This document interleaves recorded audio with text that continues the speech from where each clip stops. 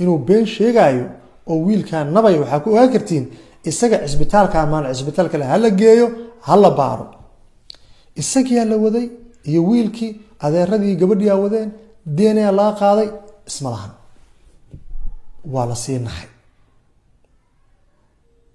adeeradu waxay dhahan labada wiil mid bug yahay laakiin midka bugta lama yaqaan bal wiilkan waa la baar hadda kan waa hubnaaye isaga shakada ku shubantay isaga hala baaro gabadhii kala la wacay timid gabdhihii iyo wiilashii wixii dhan waa la baaray wiilkii dhahay wiilkan waa wacal ayaa waxa soo baxday inuu DNA-ga aabihiis isaga u sansidanba isaga ay arinta dhan ku biyo shubatay Soomaalidu waxay tiraahdaa god sireed ha qodin hadaa qodana ha dheereynin inaa ku dhacaysay lama hube arintu wiilku uu qaadan waayay wuu xanuunsaday wuu stressay buuq murug hooyadii haduu ku laaban lahayn wiilkan hooyadii way dhimatay waa la yaabay wax la sameeyaa la aqaan waayay gabdhihii wiilkii waa la shiray wiilkii yaraa ayaa wuxuu yiri walaalkay aniga inta xanuun aamara ogahay yaa la marsiinin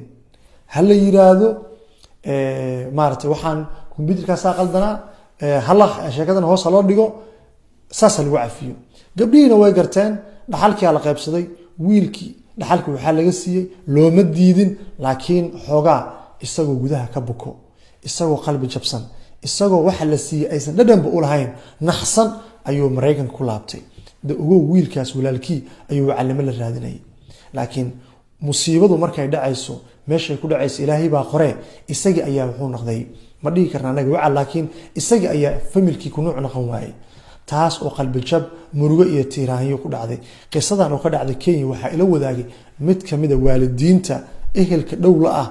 dadka ay ku dhacday laakiin dhamaantood magacyadooda waan qarinay dadka qaar magacyadooda hadii aan u bixin lahayn waxaan diidnay inay dhibsadaan qisadan waxaad ka baran kartaa